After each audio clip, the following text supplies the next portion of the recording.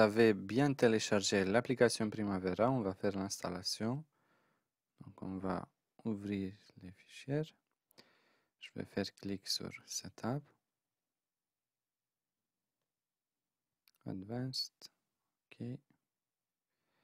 Qu'est-ce qu'on veut installer? Tools for PCs Database. Professional. C'est bon. Next. Install. Oui.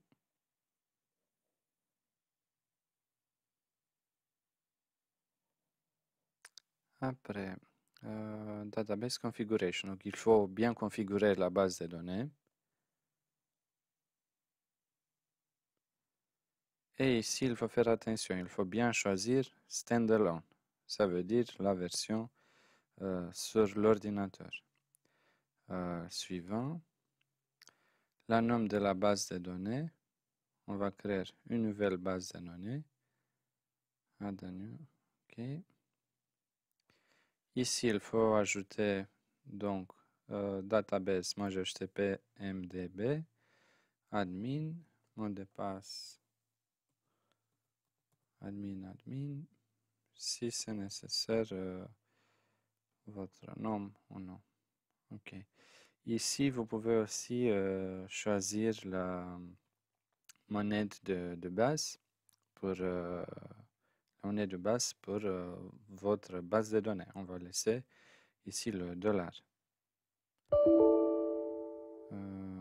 OK. Donc, mot de passe. Admin.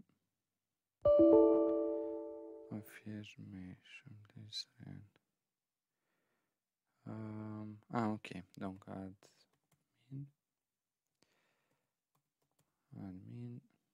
OK. Suivant. Bon. OK.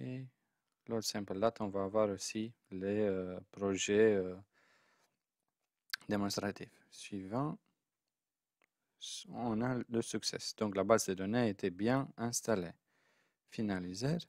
Et maintenant, on peut ouvrir l'application Primavera. Je vais rechercher P6. Donc, P6. Ou on peut bien ici.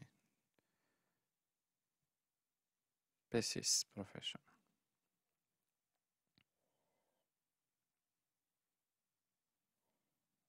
Donc, login name, nom utilisateur, admin, mot de passe, admin et connecteur. Ici, vous pouvez bien choisir la langue en français. Voilà, on va faire OK sur cet message. Voilà, votre version Primavera était bien installée. N'oubliez pas que avec cette installation, il faut respecter les règles d'installation Oracle. Ça veut dire que si vous n'avez pas acheté votre licence, vous pouvez utiliser cette application seulement pour 30 jours. Ça veut dire pour des besoins des essayages de l'application.